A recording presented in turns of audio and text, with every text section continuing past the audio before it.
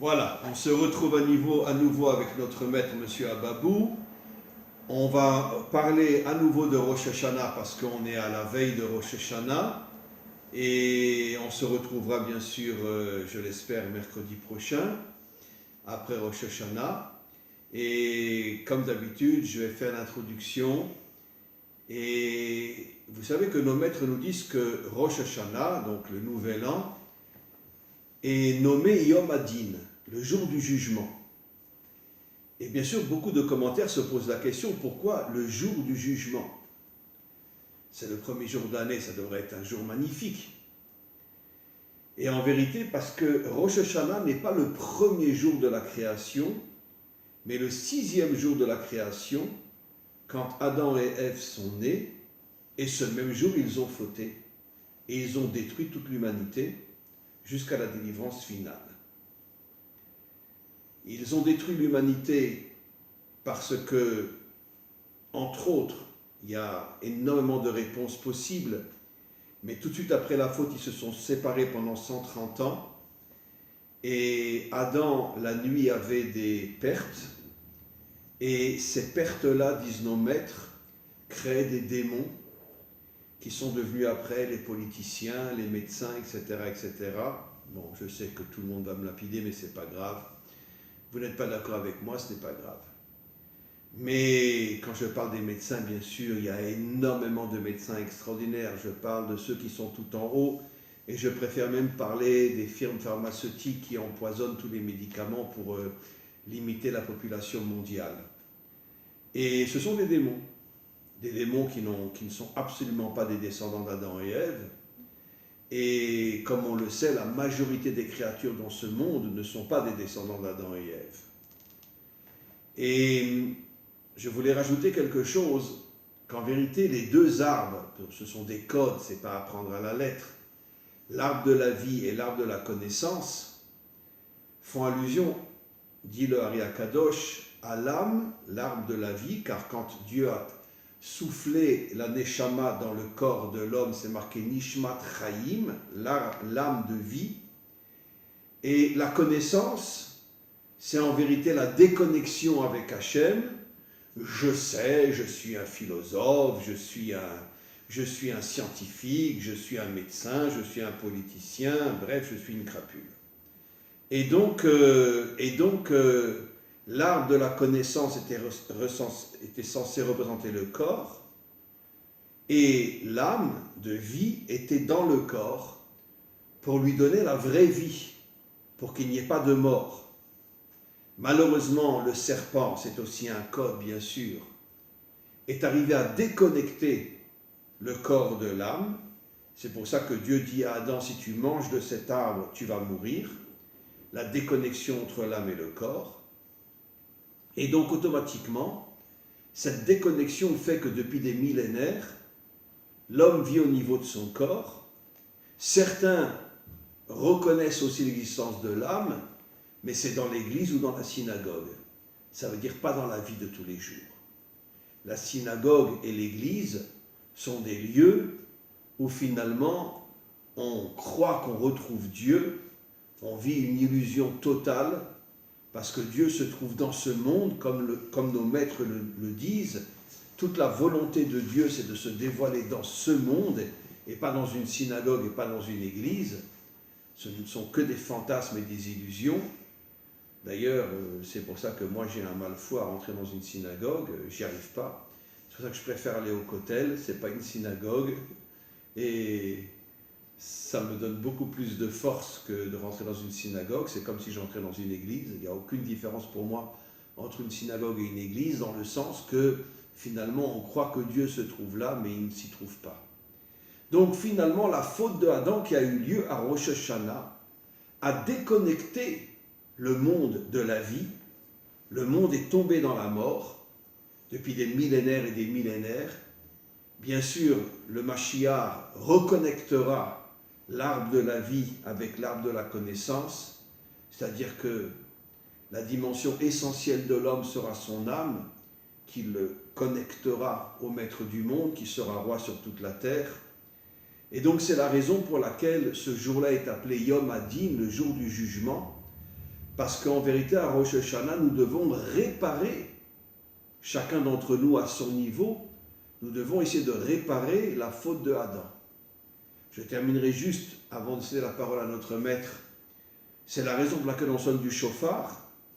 Shofar a la même valeur numérique que Yerushalayim, pour nous faire comprendre qu'au moment de la délivrance, Yerushalayim deviendra la capitale mondiale de l'humanité tout entière, où tous les peuples viendront à Jérusalem, viendront dans le 3e temple, qui sera un temple éternel, chacun avec sa vision des choses, bien sûr, il n'y aura pas d'uniformité, il y aura l'unité, c'est-à-dire le respect des différences, et tous les peuples auront leurs différences, auront leur caractère et leur manière de concevoir la divinité, et on les respectera tous. Et pourquoi? Parce que le Mashiach arrivera à éliminer tous les méchants de ce monde, c'est-à-dire les firmes pharmaceutiques, les politiciens, les milliardaires, etc., les mafionnaires, ils seront tous éliminés et les peuples retrouveront véritablement leur identité, leur différence, et à ce moment-là, il y aura une unité fondamentale dans le monde, et je cède maintenant la parole à notre maître. Bien. Chaim, merci. Je suis toujours très content, très heureux de vous avoir. Vous savez quel jour nous sommes aujourd'hui, en hébreu? Le 26? En hébreu, le 4, le Kaf et Be'elul. Ah, Kaf et Be'elul. Qu'est-ce qui s'est passé le Kaf Be'elul? C'est le début de la création. Voilà, c'est le jour de la création. Donc c'est un très grand jour aujourd'hui. Oui. D'accord. Rav Chaim Azoulay, dans son livre, va parler de la nécessité, ce jour-là, d'allumer 5 bougies. Aujourd'hui? Oui, aujourd'hui. C'est dans le Or HaChaim, le livre du Rav Chaim Azoulay. Pourquoi? Pourquoi il s'appelait Azoulay, le Or HaChaim? Oui, le Or HaChaim a écrit un livre qui s'appelle, le Rav Azoulay, Chaim Azoulay, a écrit un livre qui s'appelle le Or HaChaim. Mais le Or HaChaim, c'est... Ne mélangez pas avec le Rida. C'est deux choses différentes. Okay. Bon. Les 5 lumières, aujourd'hui, qui représentent la lettre E, ont été, si vous voulez, utilisées par Hachem pour créer le monde. Bien sûr.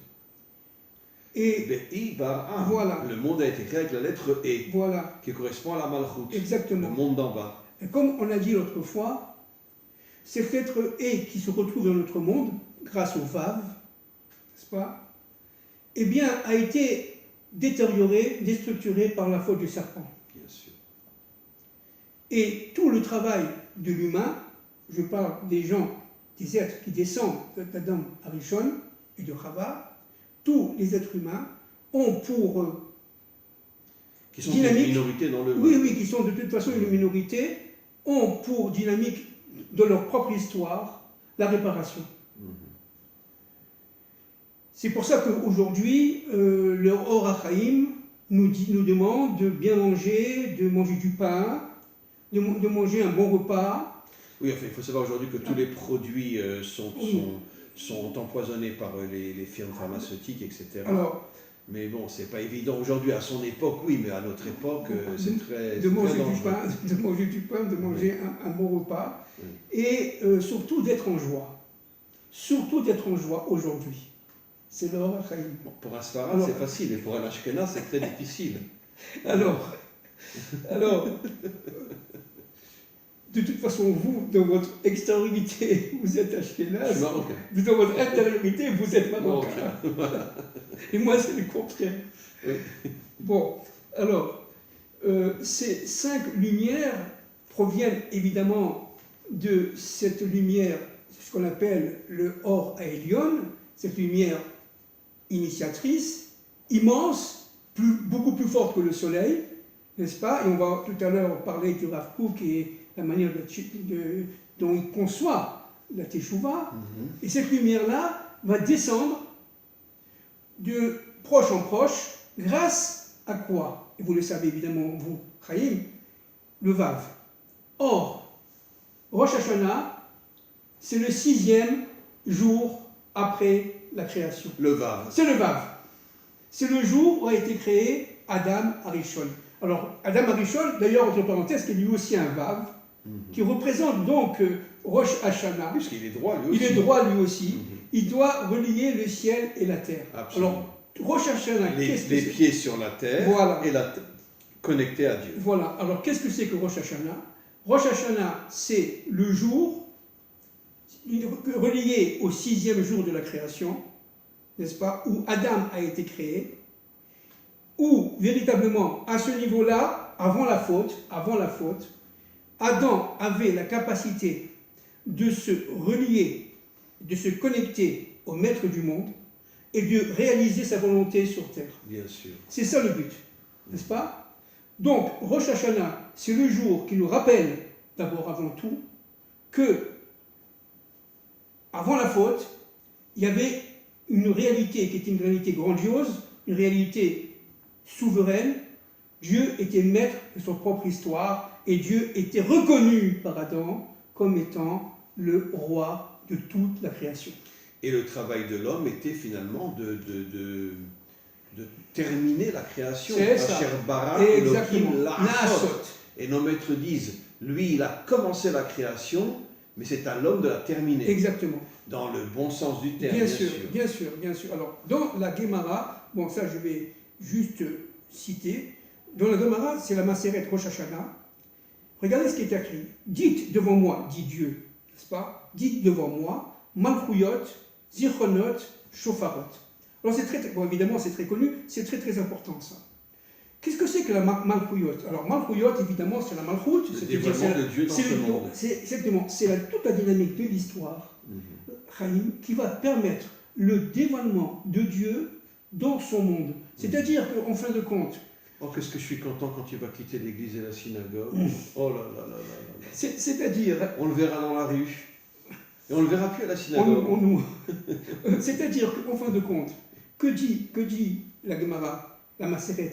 Elle dit une chose fondamentale. Elle dit que toute l'histoire humaine, toute l'histoire des civilisations, ce n'est en fait qu'une histoire dont le but est de révéler l'existence de Dieu sur cette terre en tant que roi. Tant que roi.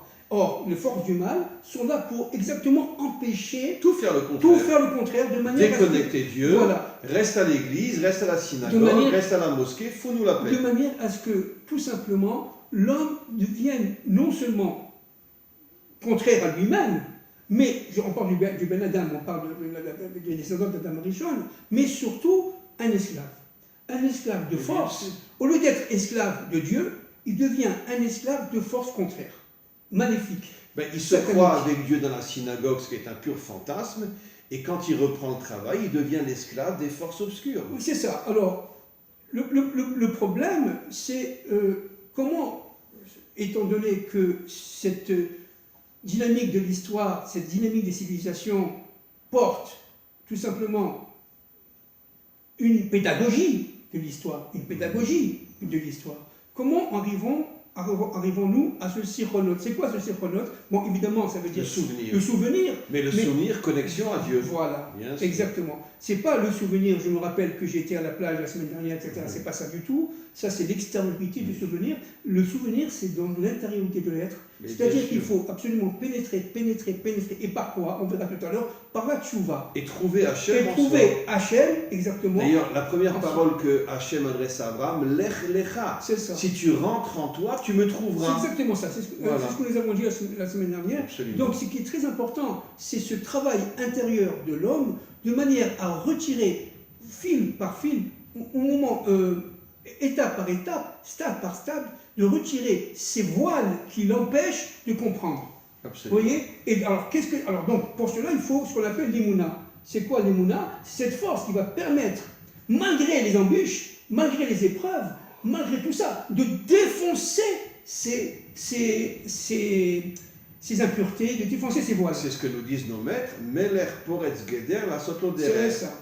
Le roi authentique, c'est-à-dire chacun d'entre nous, Rabbi Shimon Bar Yochai dit que chacun d'entre nous a une dimension de roi. Absolument. il défonce tous les obstacles et il ne rebrousse jamais chemin. Absolument, absolument. Alors ce qui est très intéressant, c'est que le but, c'est d'être soi-même son propre Messie. C'est d'être soi-même, tout simplement, son propre roi. Le Rabbi de Lubavitch dit exactement ce que vous dites, c'est que chaque homme descendant d'Adam et Ève a une étincelle du Mashiach en lui. C'est exactement ça. Alors chacun doit être son propre Messie, c'est-à-dire tout simplement réveiller cette lumière qui vient de l'infini et qui est en nous, ce qu'on appelle, encore une fois, on répète, le Or Aganou, cette lumière cachée, qui est en nous, et tout le travail absolu, fondamental, c'est de se battre contre les forces du mal qui sont en nous, en fait, comprenez? Et à partir pour pouvoir révéler cette lumière. Mais techniquement, elles sont en nous avec la nourriture qui est complètement empoisonnée, avec les médicaments, chaque médicament contient une partie de poison, etc. Et voilà, et ils nous ont empoisonnés. C'est-à-dire d'où toutes les maladies, le cancer, le truc, les machins, qui sont des maladies qui ont été créées par les grandes firmes pharmaceutiques. Exactement. Alors, ce qui est très intéressant de comprendre, c'est que ce travail qui prend toute une vie, qui prend même plusieurs vies, qui prend même plusieurs millénaires, que ce soit individuel comme collectif, ce travail est un travail qui est certes harassant, mais qui développe une joie intérieure, une lumière intérieure. Qu'est-ce que c'est que cette joie? Cette joie, je vais un peu vous expliquer, c'est à partir des mitzvot, allumer la lumière qui lui correspond. Vous comprenez? Par exemple, manger kasher, pour nous, les juifs, les hébreux, eh bien, c'est très important parce que ça nous permettra d'allumer certaines lumières en nous, etc., etc., etc. Toutes les mitzvot allument des lumières. Voilà. Alors, jusqu'à devenir tout lumière. Jusqu'à devenir tout lumière. Et ça, c'est extrêmement... C'est ça le but. D'ailleurs, vous savez qu'avant la faute, le Zohar dit que le corps d'Adam et Ève était lumineux. Tout lumineux. Oui, c'est ça que ça veut dire. Il était lumineux. C'est ça que ça veut dire. Parce qu'il y avait une telle connexion avec le Maître du monde que même leur corps était lumineux. Ça veut dire quoi? Ça veut dire que toute leur histoire prenait un sens. Toute leur histoire prenait un sens. Si j'ai rencontré celui-là, c'est parce que voilà pourquoi. Si j'ai rencontré celle-là, voilà pourquoi. Je vais me marier demain, voilà avec qui j'ai compris pour qui elle est ou qui il est, etc. C'est-à-dire que tout prend son sens, y compris toute la dynamique de l'histoire. C'est ça le but de la messianisation du monde. C'est ça la délivrance en fait. La délivrance, c'est d'allumer à partir d'Israël, les lumières qui sont chez les goïms, c'est-à-dire chez les non-juifs, mais descendants d'Adam Rishon. Ok, c'est-à-dire qu'on appelle Bnei Adam. Qu'on appelle Bnei Adam. Et finalement, c'est de rallumer la lumière qui a été perdue par tous les dictateurs, etc. Exactement. La démocratie qui est pire que les dictateurs. Exactement. Et les peuples ont perdu leur lumière. Exactement. Et c'est à Israël de rallumer cette lumière. Alors regardez, je profite, puisqu'on parle de ça, on parle de la tchouva, on parle de rappeler cet immense Rav qui s'appelle le Rav Kook, dans son livre Oroth à Teshuvah. Permettez-moi de parler quelques secondes du Rav Kook pour ceux qui ne le connaissent pas, mais vraiment une biographie extrêmement courte. L'un des plus grands maîtres de tous les temps. Il faut savoir quand même, je sais que vous le savez, Raïm, que la mère du Rav Kook, le Rav Kook est né en 1865 en Lituanie.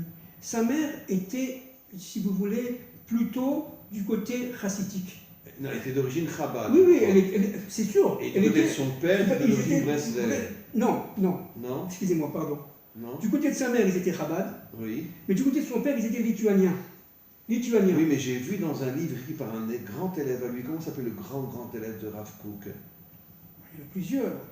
Oh, comment il s'appelait? Il a écrit un livre énorme. Plusieurs. Et lui dit clairement que du côté de son père, ils étaient d'origine Breslev et du côté de sa mère d'origine Chabad. Je sais pas, j'ai toujours entendu qu'il était... D'ailleurs, il a étudié dans les yeshivas de Lituanie. Oui, lituanien. Non, je dis l'origine, peut-être 3-4 générations avant. C'est ça. Alors, lui, il était lituanien. Il était tout à fait extrêmement rigoureux dans sa pensée. Mais quand il est né, vous voyez, très vite, très enfant, il était amoureux de la terre d'Israël. Bien sûr. C'est incroyable. Et il prenait d'ailleurs dans la cour, il y avait une cour dans le Cheder, une fois qu'il sortait de l'étude de la Torah, il prenait 10 minutes de récréation, il prenait un baluchon, il disait à ses copains, allez, on s'en va en Eretz Israël. Nous sommes en 1875, quelque chose comme ça, vous comprenez, en Lituanie. C'est-à-dire que c'était quelqu'un qui était allumé par cette flamme intérieure de la terre d'Israël. Il avait compris, ça c'est la première chose. Deuxième chose, le Rav Kook faisait, si vous voulez, une sorte comment on dit, de balance. De balance, vous voyez, entre les différents courants. Parce qu'à cette époque-là, il y avait j'allais dire une guerre, entre guillemets, bien entendu. C'était des sectes, une grande dispute entre les Mitnadim et les Chassidim. C'est-à-dire ceux qui étaient contre les Chassidim et ceux qui étaient pour les Chassidim. C'était très dur, hein. Mais lui était universel. Lui, il était universel complètement, il avait compris. Alors, il fait son alliage, je vais très vite, hein, il fait son alliage en 1904 avec son fils, Zvi Yehuda, qui est enterré d'ailleurs avec lui au Har HaZitim, au Mont des Oliviers à Jérusalem. Et je n'ai pas eu la chance de le connaître, Yehuda, mais j'ai connu beaucoup de ses élèves, qui étaient mes maîtres, n'est-ce pas? Et donc, Zvi Yehuda est arrivé, c'était un enfant, et lui, il est en 1904. En 1910, il s'en va en Angleterre, parce que tout simplement, 1913, parce que tout simplement, il devait participer à une manifestation d'Agudat Israël à l'époque, parce que tout le problème, qu'est-ce qu'on fait avec cette tension entre les Mitnadim et les Chassidim? On n'en sort pas. Et c'est quoi le sionisme? Qu'est-ce que c'est que cette histoire de sionisme qui était à l'époque complètement nouveau? Bon, et les Chassidim et les Mitnadim étaient contre le sionisme. Oui, alors... Enfin, tous les religieux étaient contre le sionisme. Oui. Donc contre le Rav Kook. Non, si vous voulez, il faut un peu modérer, si je peux me permettre. Il y avait ceux qui étaient contre, d'accord? Complètement. On va dire la majorité. Voilà. Il y avait bien sûr des exceptions. Non, attendez, il y avait trois groupes, si vous voulez. Il y avait trois groupes, en fait. Le premier groupe, les contre, on n'en parle pas, ils étaient contre en disant, nous, on attend le Mashiach pour pouvoir rentrer en Eretz Israël. Point.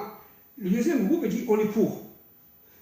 Pourquoi? Parce que qu'ils soient laïcs ou pas laïcs, qu'ils soient religieux ou pas religieux, à partir du moment où ils poussent à l'entrée en Eretz Israël, c'est que ça fait partie du projet de Dieu. Bien sûr. Et les troisièmes, ils ne savaient pas exactement. Et c'était les plus nombreux. Ils étaient, disons, mi-figue, mi-raisin. C'est quoi ce Herzl? C'est quoi ce Balfour? Qu'est-ce que c'est des Goïms, des Anglais? Ça ne va pas du tout. Mais ils étaient quand même pris par cette dynamique de l'histoire. Quand même, après 2000 ans, on rentre. Et le Rav Kook a expliqué qu'en fin de compte, c'est exactement comme le corps et l'âme. Le corps, n'est-ce pas, c'est Eretz Israël, l'âme, c'est le peuple d'Israël, c'est la Torah, etc. Et bien pour cela, il faut absolument... L'union. Oui, l'union, mais d'abord, commencer à réparer le corps. Or, le corps... c'est la terre d'Israël. C'est la terre d'Israël. Donc, véritablement, le sionisme, il fait partie de ce qu'on appelle la messianisation. Au niveau du peuple d'Israël, la terre est son corps. Exactement. Alors, au niveau du sionisme, il s'agit absolument de dynamiser le Mashiach, le Messie, fils de Yosef. Et ça, c'est la position du Rav Kook en quelques secondes, bien entendu. Il revient en 1921 en Eretz Israël et il est nommé grand rabbin. D'Israël. Et bon, évidemment, malheureusement, il va à Yafo, etc. Il écrit énormément de livres, notamment dont le livre Orot HaTeshuva. Orot HaTeshuva, les lumières de la Teshuva. Je vais en parler quelques minutes. C'est 17 chapitres. Et malheureusement, le Rav Cohen Kook décède en 1935. D'accord, à Jérusalem. Et son fils décède dans les années 1982, 83. Et comme j'ai dit tout à l'heure, ils sont enterrés à un côté de l'autre. Ce qui est très intéressant là, d'abord, je vais vous poser une question. Est-ce que vous savez de quoi parle Chaim, le premier chapitre de la Tchouva? J'ai déjà lu ce livre plusieurs fois, mais je ne saurais pas me souvenir exactement. Alors regardez. Vous qui êtes branché là-dessus, vous allez comprendre et vous allez frémir. Il dit que la Teshuvah commence par un corps saint. Mais oui, évidemment, on l'a souvent dit. Oui, attendez. Le Rav Kook dit que celui qui ne fait Teshuvah qu'avec son âme ne fait absolument pas Teshuvah. Attendez, il faut qu'il mange.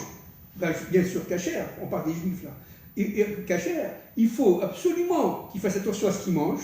On revient à ce qu'on a dit tout à l'heure. Et surtout, ça va vous faire plaisir, Chaim, il peut faire du sport. Bien sûr. Mais du sport à un haut niveau. C'est Bien le Rav sûr. Kook. Il dit c'est la première condition de la Teshuvah. Une âme sainte dans Voilà, un corps saint. un corps saint dans une âme sainte. Mhm. C'est complètement fou. Alors, ça paraît C'est le complètement... seul qui a dit ça. Oui, c'est le seul. Aucun autre Rav dira qu'il faut renforcer son corps pour faire Teshuvah. Absolument. Il dit que si vous ne renforcez pas votre corps, et notamment par le sport, et vous n'avez aucune chance de faire Teshuvah, de commencer même la Teshuvah.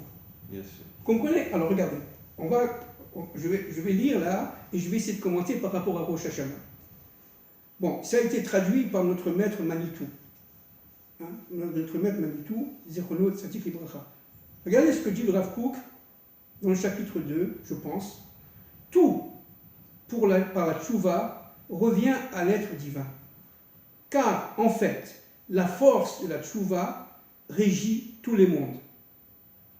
Aussi, tout finit-il par se lier à la plénitude divine.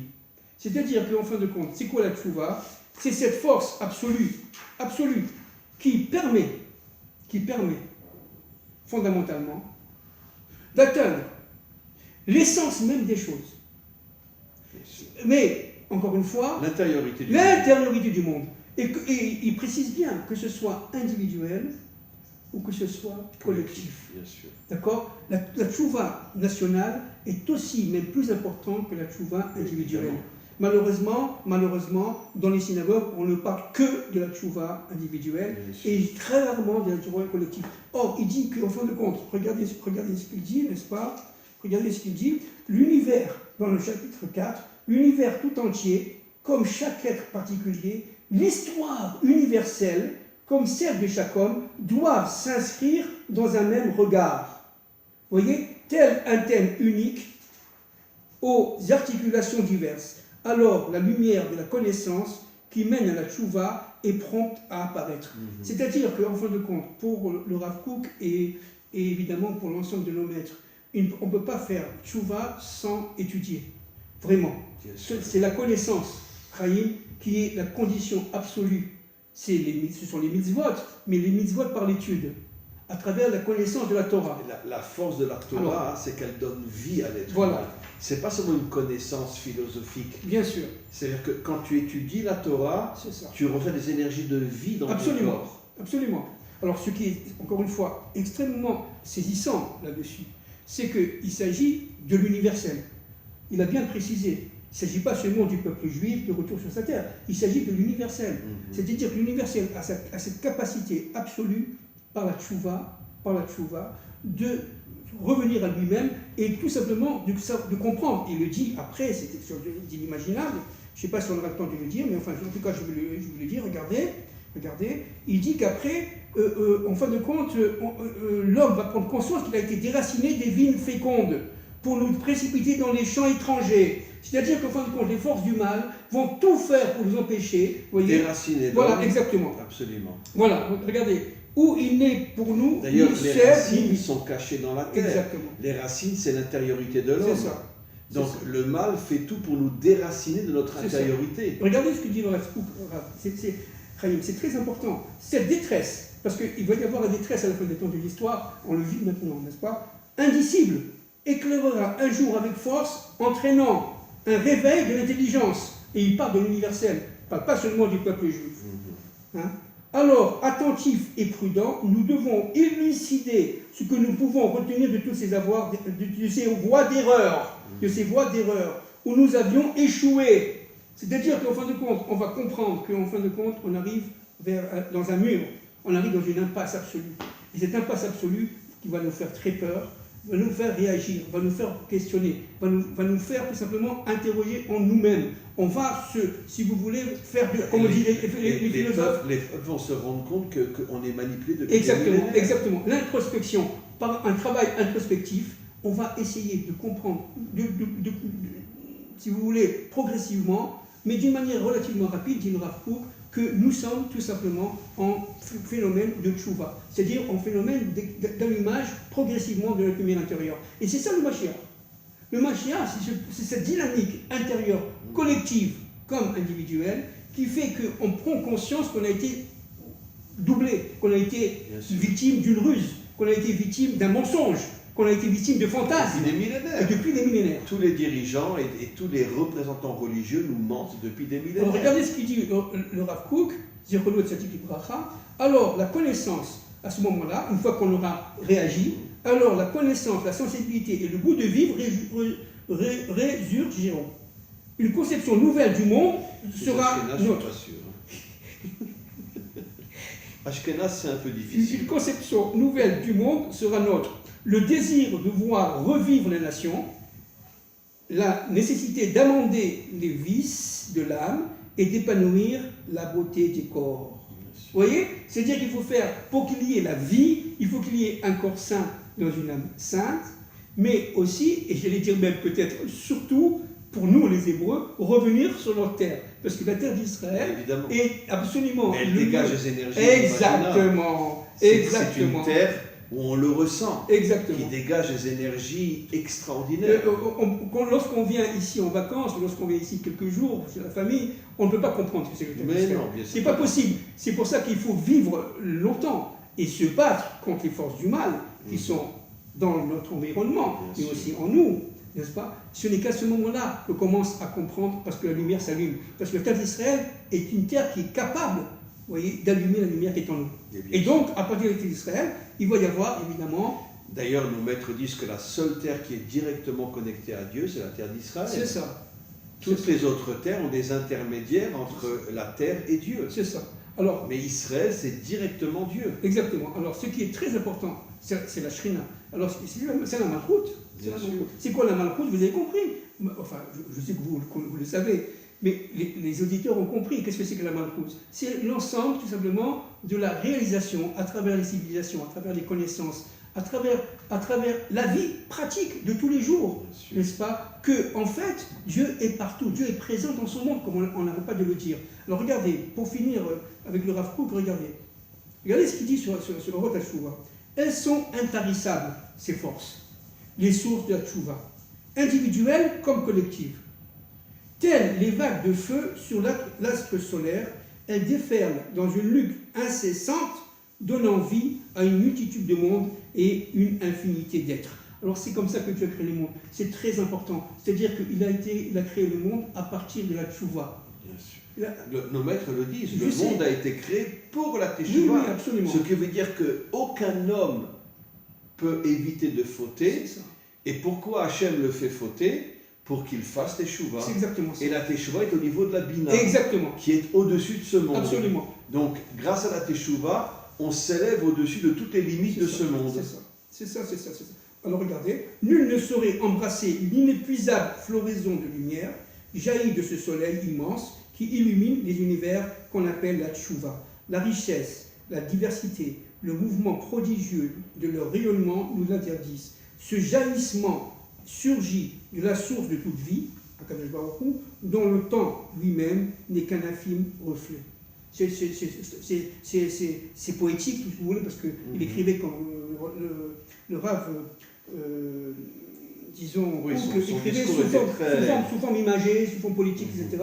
Et d'ailleurs, c'est son fils, Zvi Yehuda, qui a repris, parce que le Rav Kook, il était extrêmement actif, il était dans les yeshivot, mais aussi c'était un homme d'action. Il a passé des années à aller dans les kibbutz, absolument, dans les moshavim, dans les kibbutz, etc. Mais quand il avait un éclairage, il avait quelque chose à dire, il prenait son cahier et il écrivait comme ça.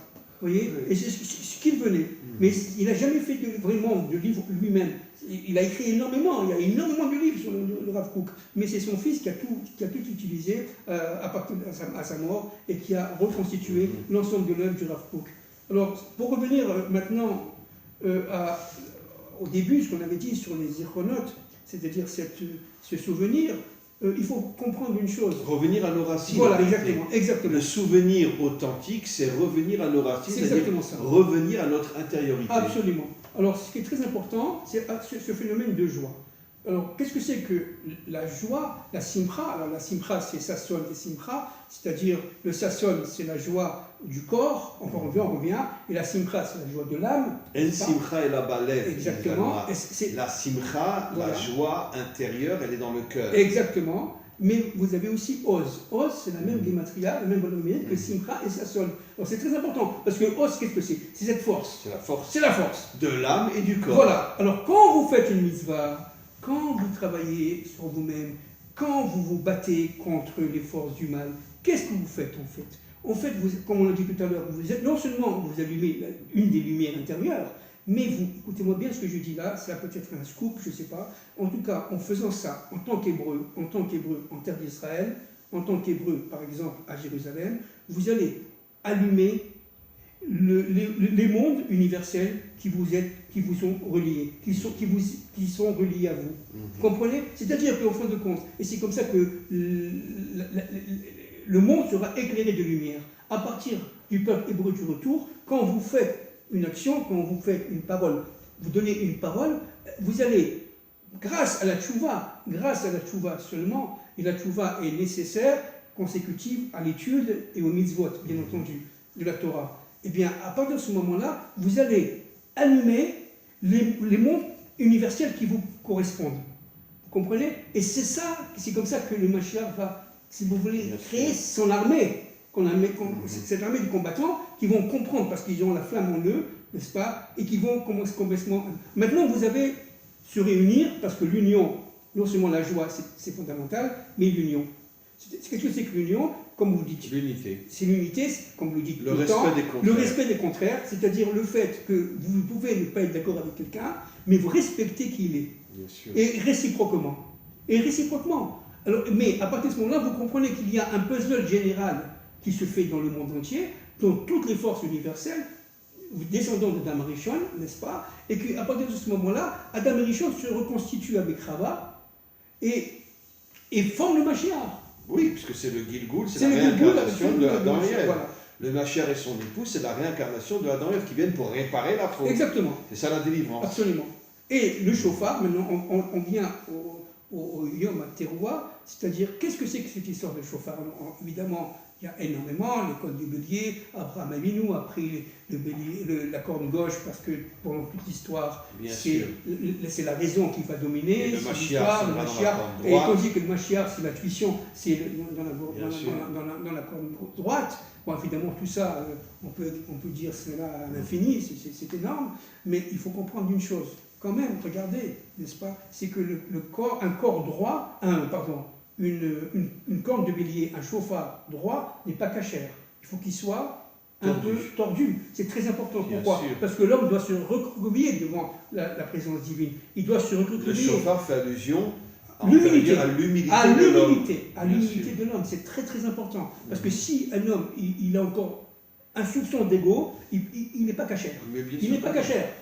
Donc c'est très compliqué de trouver un vrai sonneur de chauffard, entre parenthèses. Il y a énormément d'halachot, il y a énormément de lois qui font que les véritables... Il ne s'agit pas de bien savoir chonner ou chonner fort, etc. C'est pas ça du tout. Il faut être un homme humble. Voilà, il faut arriver à un niveau d'humilité tel qu'on s'efface devant cette voix du chauffard, devant Dieu.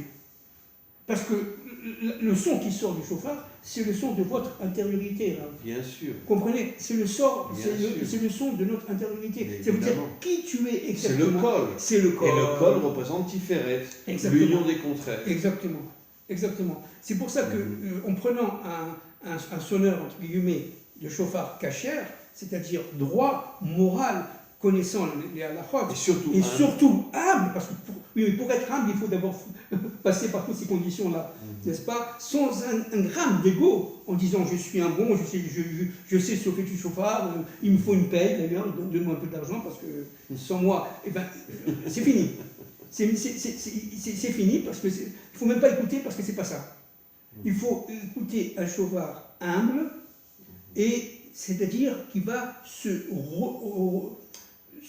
comment dirais-je, courber devant la parole de Dieu. Et pour que le message passe. Mais alors ça, c'est très, très, très intéressant.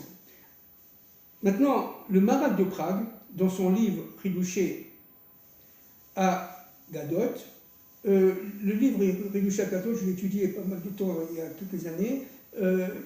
Si vous voulez, ça explique les pensées profondes de la Gemara.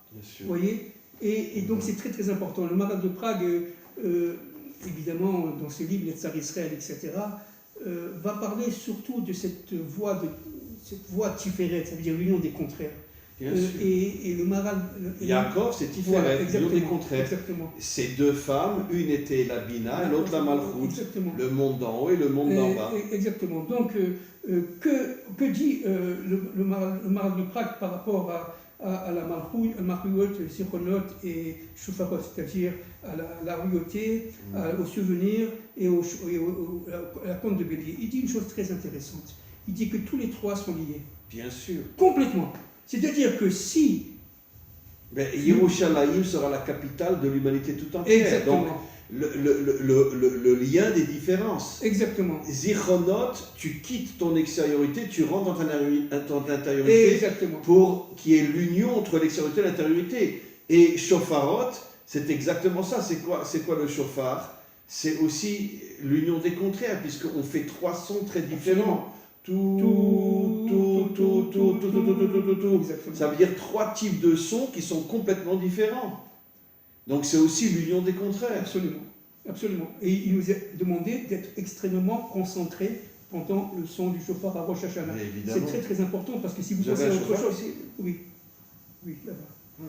Si vous n'êtes pas suffisamment concentré, vous parlez avec votre fils ou avec votre fille, arrête, tu m'énerves, c'est fini. Mais bien sûr. C'est fini. Pourquoi? Parce qu'il faut d'une concentration pour pouvoir réunir la Malchuyot avec votre intériorité, c'est-à-dire la royauté divine, c'est-à-dire qu'en fin de compte, comprend qu'à l'intérieur de vous, Dieu réside. À l'intérieur de vous, Dieu vit. Donc, comme on l'a dit tout à l'heure, vous êtes votre propre Messie. Ça, c'est très très important.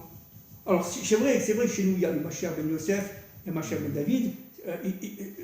Chez nous, on n'est pas comme les autres, entre guillemets, religions, on n'a pas un Messie. D'accord? On a plusieurs Messies. Et à la limite, chacun d'entre nous peut être son propre Messie. C'est-à-dire que Dieu, il est... Et la chance que nous on a, c'est qu'il vient sur un âne, c'est pas le Fils de Dieu. C'est ça. C'est-à-dire il vient tout en bas. C'est ça. Il montre son humilité. C'est ça. Je refuse d'être le Fils de Dieu. Exactement. Je suis un homme simple. Exactement. Voilà. Je Exactement. voudrais juste rajouter quelque chose. Si vous prenez Malchut, Vous êtes d'accord avec ce que je dis? Malchut, Zichronot, Shofar, les trois premières lettres, 347. Ça fait quoi 347? C'est la 3 et 4, oui. ça fait 7, 7. plus 7, 14, David. David, c'est l'union entre l'âme et le corps. c'est exactement ça. C'est exactement L'union entre l'âme et le corps. exactement ça. Ça veut dire que les trois premières lettres de ces trois choses font allusion à David, qui est le modèle de l'union entre le monde d'en haut et le monde d'en bas. Un homme d'une spiritualité infinie et en même temps un combattant qui se bat contre les forces du mal. Vous vous rendez compte que le roi David, lorsque son fils a voulu prendre sa place, le tuer, il l'a sauvé. il l'a sauvé. Vous vous rendez compte? Il l'a sorti de l'enfer. Alors que son fils descendait d'une Goya. Bien sûr. Hein? Converti. Et fait, hein? Bon. Voilà. C'est-à-dire que pendant sa guerre, il a pris une très belle femme qui s'est convertie, bien entendu. Bien sûr. Et qui a donné. Alors, donc, résultat, c'était un enfant un peu. Qui avait encore le mal en lui. Voilà, qui avait il a voulu tuer son père. Voilà, mais exactement. après qu'il soit mort, David a prié pendant des années, pendant des jours et des jours, pour le sortir du Guéhinom et le faire monter au Gan Eden. Absolument. C'est exactement. Regardez ce que c'est David. Oui, absolument. Donc, son fils veut le tuer, il le sauve. Oui. Donc, alors, cette personne-là, qui reviendra évidemment dans le Nefesh du Mashiach, dans le Nefesh du Mashiach, par la Malchut, eh bien, c'est un phénomène non seulement de vaillance. Et le Mashiach s'appelle Ben David, bien sûr. Alors qu'il y a des millénaires de différence entre eux. Pourquoi on l'appelle Ben David? Pour dire que David est son modèle. Absolument.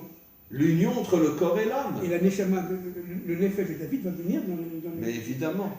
Dans le Nefesh du Mashiach Ben David. C'est-à-dire... Et le Nefesh, c'est la partie la plus importante. Pourquoi? Parce que c'est celle qui est en contact avec le monde d'en bas. Avec le monde de la matière. Bien sûr. Donc, un autre point aussi très important que le Maral précise ici, c'est qu'en fin de compte, la Malchuyot, vous voyez, on ne peut pas se voir comme étant évidemment un état fixe, figé. Non, on sera tous unis. Exactement. C'est une dynamique de l'histoire. C'est une dynamique de l'histoire. c'est une lutte contre les forces du Mais mal. Hachem sera Echad sur toute la planète. Exactement. Toutes les nations reconnaîtront l'identité de Dieu, avec des différences bien sûr, mais chacun reconnaîtra qu'il n'y a qu'un seul Dieu. Il n'y a pas de fils de Dieu, ça n'existe pas tout ça. Il n'y a qu'un seul Dieu. Et la dynamique de l'histoire, c'est quoi? C'est de comprendre, comme on l'a dit de nombreuses fois, que Dieu est partout, dans son monde. C'est-à-dire dans chaque relation humaine, dans chaque pensée. Mais évidemment. Dieu est partout. Et là où il est le plus, c'est dans un bureau de travail. Nahum. Et un jour, on s'en rendra compte. C'est ce que vous dites de l'opposé. Parce que quand l'homme travaillera d'une manière propre et morale, exactement. Dieu dira, mais attends, moi je ne reste pas à la synagogue, foutez-moi la paix, moi je vais être dans son bureau. C'est un homme moral, c'est un homme propre. Bien sûr. Parce que, pourquoi il est propre et il est moral? Parce qu'il a réussi à retirer les voiles qui sont en lui, toutes les impuretés qui sont en lui. Il devient lui-même lumière. Et à chaque acte qu'il fait dans sa vie de tous les jours, on parle du monde des affaires, d'accord? Être propre dans les affaires, c'est être 1 milliard de fois plus grand qu'un rabbin.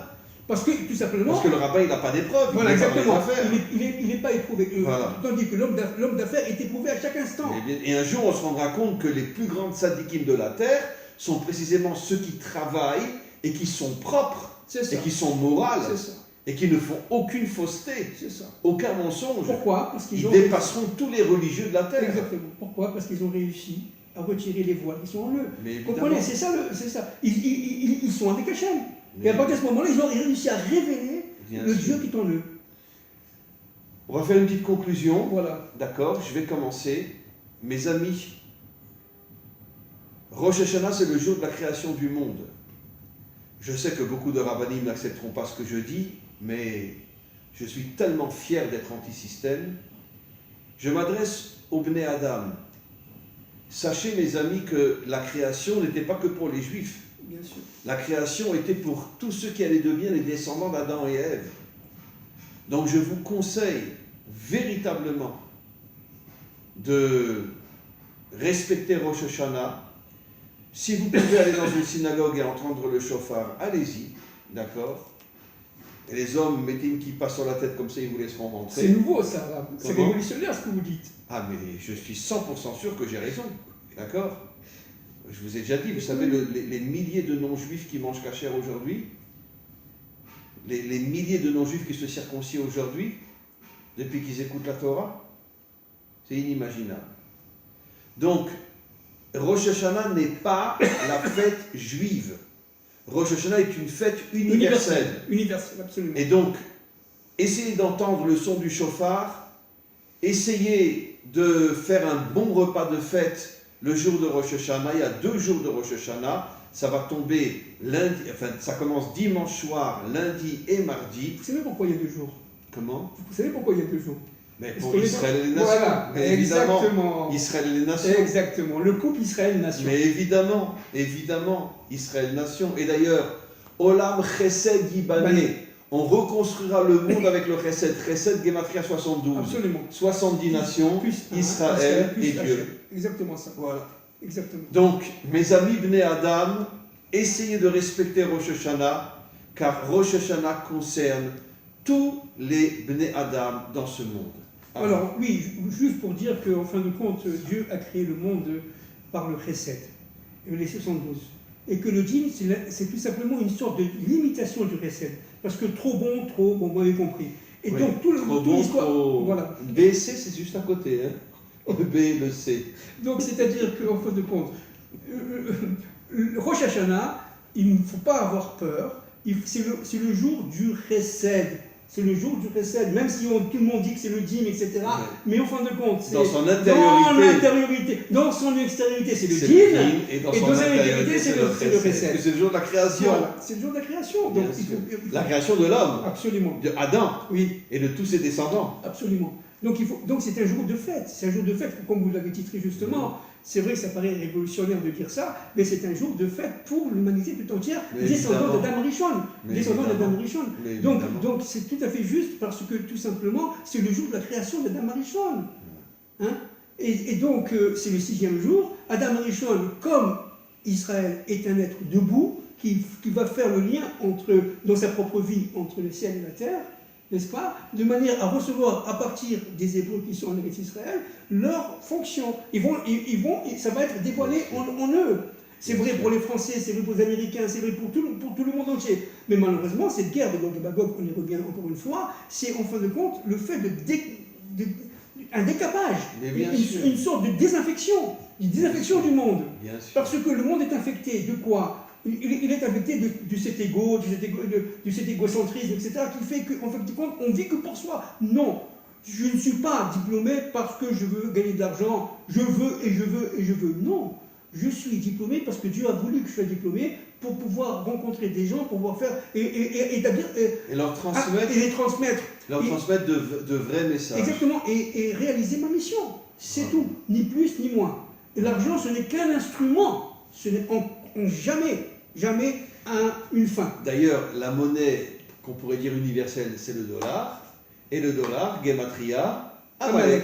240. Voilà, donc nous allons encore une fois vers une crise majeure, c'est évident, au niveau économique, au niveau social, au niveau politique. Non, mais regardez, je souris, je dis ça. Non, c'est à moi de le dire. C'est moi je dis ça en souriant. Pourquoi? Parce que nous avons encore une fois cette émouna, j'aime pas ce mot foi. On va gagner. J'aime pas ce foi, ce mot foi. On a une émouna qui veut dire foi en français, n'est-ce pas? Mais on va gagner, on va réussir. Mais évidemment qu'on va gagner. Le Mashiach se dévoilera pendant la guerre de Gog. Mais bien sûr, on va être minoritaire, mais une minorité d'action, de feu, de combat. Vous comprenez? Comme dit pour finir le Rav Kook, n'est-ce pas? Il faut absolument développer à l'intérieur de soi-même son côté universel. Absolument. Voilà. Merci beaucoup, cher ami. On se retrouve mercredi prochain. On verra sur quel sujet on va parler. Ah, peut-être sur Yom Kippour, tiens. Ah ouais, on va parler sur Yom Kippour, puisqu'on sera la veille de Yom Kippour. Avec plaisir. Donc on parlera sur Yom Kippour. Avec plaisir. Voilà. Voilà. Merci beaucoup. Et n'oubliez pas, les Bnei Adam, respectez Rosh Hashanah.